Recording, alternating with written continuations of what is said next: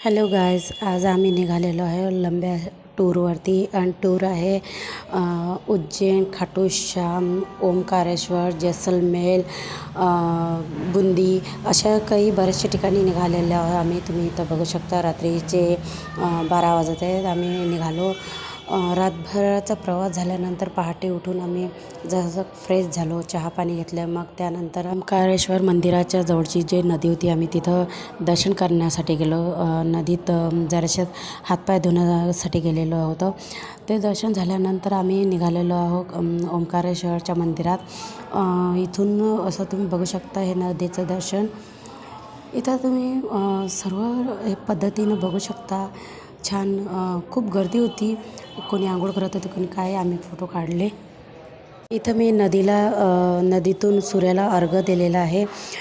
सूर्याचे दर्शन झालेलं आहे. त्याप्रमाणे देवाचं दर्शन करण्यासाठी आम्ही निघालो. इथं तुम्ही बघा भाविक भक्त आहे. भक्तांची खूप गर्दी आहे. छान दुकानं लागलेली आहेत छोटे छोटे.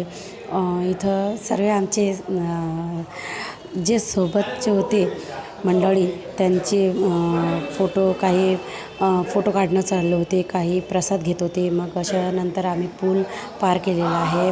पुलावरती आम्ही जात होतो.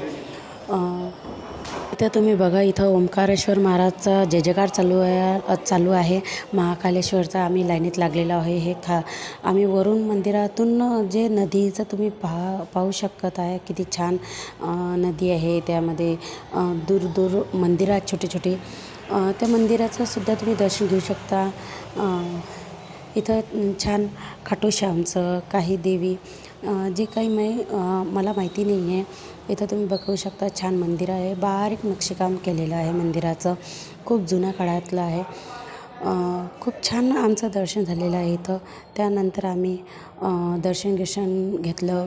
मग गजानन महाराजच्या दर्शनाला गेलो. गजानन महाराजचं दर्शन झाल्यानंतर आम्ही थोडं थांबून तिथून जेवण करून निघालो. कारण की आम्हाला जायचं होतं उज्जैनला.